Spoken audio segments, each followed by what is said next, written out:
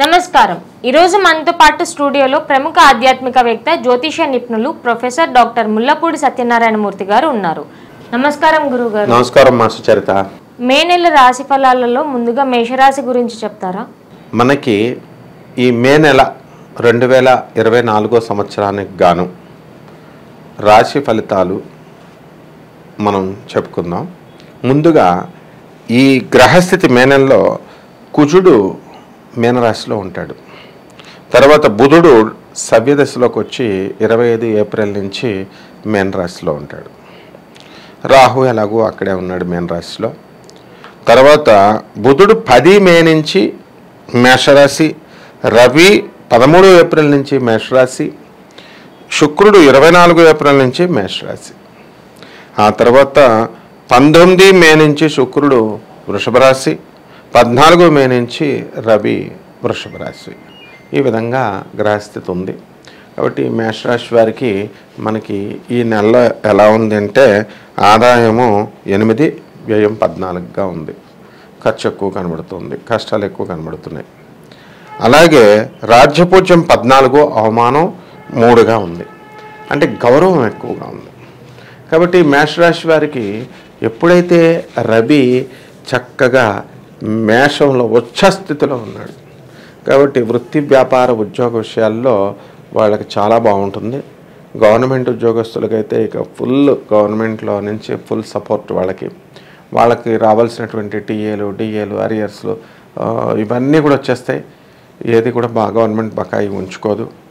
అలాగే ఈ యొక్క రవి 14 మే తర్వాత వృషభ రాశిలోకి ప్రవేశించడం వలన గవర్నమెంట్ ఉద్యోగస్తులు స్త్రీల వలన జాగ్రత్తగా ఉండాలి. లేకపోతే వీళ్ళు స్త్రీ విరోధులు ఏదో ఒక ప్రాబ్లం క్రియేట్ అవ్వడానికి అవకాశాలు ఉంటాయి. అలాగే ఈ యొక్క బుధుడు మనకి మీనరాశి ప్రవేశం వల్ల ఖచ్చితంగా వీళ్ళందరికీ కూడా నరాల వీక్నెస్లు, ఏదో ఒక ప్రతి చిన్నదానికి కూడా టెన్షన్ ఫీల్ అవ్వడము, నర్వస్గా ఫీల్ అవ్వడము, ఇలాంటి అన్నీ కూడా ఉంటాయి. అలాగే అన్ని రకాల వ్యాపారాలు కూడా మేషరాశి వాళ్ళు చేసేటటువంటిది కొంచెం డల్గా ఉంటాయి. ఎప్పటి వరకు మనకి 10 మే వరకు. ఆ తర్వాత జరిగేటటువంటి అంటే టోటల్ బిజినెస్ ఉండదని కాదు, డల్గా ఉంటాయి లాస్ట్ మంత్తో పోల్చుకుంటే. ఇక మోకాళ్ళ నొప్పులు ఇలాంటివి రావడానికి అవకాశాలు ఉన్నాయి. విద్యార్థుల దగ్గరికి వచ్చేసరికి మరి ఈ యొక్క గురుడు వృషభ రాశి ప్రవేశం చేశాడు కాబట్టి విద్యార్థులు ఎక్కువ కష్టపడి చేసుకోవాలా, డిస్ట్రాక్షన్స్కి లోను కాకూడదు. అలాగే విదేశాలకు సంబంధించినటువంటి వ్యవహారాల్లో విద్యార్థులు సెలెక్ట్ అవుతారు. టెక్నికల్ ప్రాబ్లమ్స్తో ఏమీ ఆగిపోవు. విదేశీ విశ్వవిద్యాలయాలు వీళ్ళని పిలిచి సీట్లు ఇవ్వడం అనేటటువంటివి జరుగుతాయి. ఖర్చుతో కూడుకున్నటువంటి వ్యవహారమైనా సరే విద్యార్థులు చాలా చక్కగా చేసుకుంటూ వెళ్ళిపోతారు. ఇక సాఫ్ట్వేరు, ప్రైవేట్ ఉద్యోగస్తులు ఉంటారు కదా, ఫారిన్ వెళ్ళాలండి అనుకున్నటువంటి వాళ్ళందరికీ కూడా కేతు కన్యారాశిలో ఉండడం వలన వీళ్ళంతా కూడా ఫారిన్ అవలీలగా వెళ్తారు. అవకాశాలు తెగొస్తాయి అన్నమాట వీళ్ళకి. ఇక వ్యాపారాల దగ్గరకు వద్దాం. ఏ వ్యాపారాలు బాగుంటాయి అంటే ఇనుము సంబంధించినటువంటి వ్యాపారాలు. స్క్రాప్ బిజినెస్ పెట్టుకున్న ఈ మేషరాశి వాళ్ళు కోటీశ్వర్లు అయిపోతారు. ఆయిల్ బిజినెస్ ఇలాంటివి స్టార్ట్ చేసుకోవాలి. ఆటోమొబైల్ షోరూమ్స్ ఇవన్నీ. ఎవరైతే ఈ యొక్క ఇనుము, ఆటోమొబైల్ బిజినెస్లు ఇవి చేస్తున్నారో అటువంటి వాళ్ళంతా కూడా ఆర్థికంగా పూంచుకోవడానికి అవకాశాలు ఉంటాయి. ఇక మరి ఇది ఎలక్ట్రానిక్స్, తర్వాత సాఫ్ట్వేరు ఇండస్ట్రీస్ ఇలాంటి చేస్తున్నటువంటి వాళ్ళకి కొత్తగా ప్రాజెక్ట్స్ రావన్నమాట. Electronic sales and services run చేస్తున్నప్పటికీ కూడా కొంచెం డల్గా ఉంటుంది. ఇకపోతే వీళ్ళు ఉంటారు కదా, ఎవరు foreign exports and imports business చేస్తున్నటువంటి వాళ్ళు చాలా బాగుంటాయి. మార్కెటింగ్ ఏజెంట్లు, ఆ తర్వాత మార్కెటింగ్ టీములు ఉన్నటువంటి వాళ్ళంతా కూడా వాళ్ళకు కూడా బ్రహ్మాండంగా ఉంటుందన్నమాట.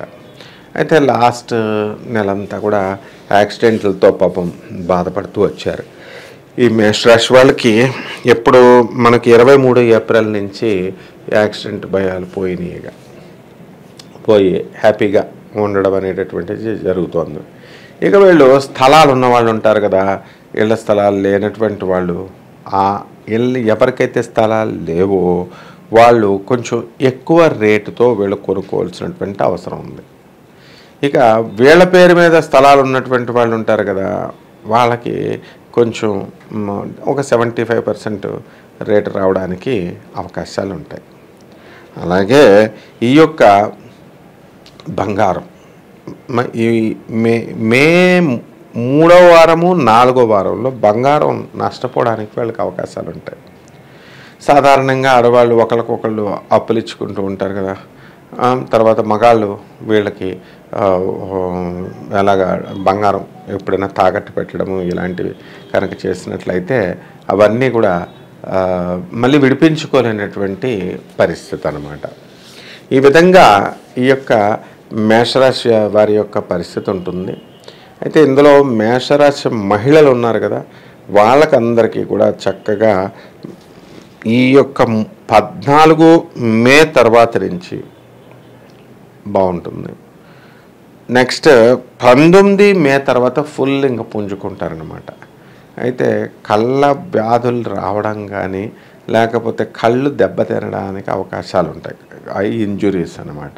ఇదొకటి జాగ్రత్తగా కళ్ళజోళ్ళు ఉన్నటువంటి వాళ్ళు సైట్లు రెగ్యులర్ చెకప్ చేసుకొని మరి బాగుంటుంది అలా చేసుకున్నట్లయితే. ఇక స్త్రీల దగ్గరికి వచ్చేసరికి స్త్రీలకి కొంచెం మనశ్శాంతి అనేటటువంటిది తక్కువగా ఉంది. ఏమన్నా మా చుట్టాలు వస్తున్నారు, మా అత్తగారులు ఇవి అడుగుతున్నారు, ప్రతి విషయంలోనూ మా ఆడబడుచులు కలగజేసుకుంటున్నారు, మా ఆయన మా అత్తగారులు రోజు ఫోన్లు చేసుకుంటున్నారు, ఆడబడుచులు భర్త రోజు ఫోన్లు చేసుకుంటున్నారు, ఇవే కంప్లైంట్స్. ఇటువంటి వాళ్ళకి కొంచెము వీళ్ళకి రిలీఫ్ అనేటటువంటిది ఉంటుంది. భర్త అనేవాడు తన తండ్రి యొక్క మందలింపుతో, అంటే అతని యొక్క తండ్రి మందలింపుతో మారడానికి అవకాశాలు ఉంటాయి. కాబట్టి ఈ విధంగా ఈ యొక్క మేషరాశి వారు జీవన విధానం ఈ విధంగా ఉంటుంది. ఇక రైతుల దగ్గరకు వద్దాం.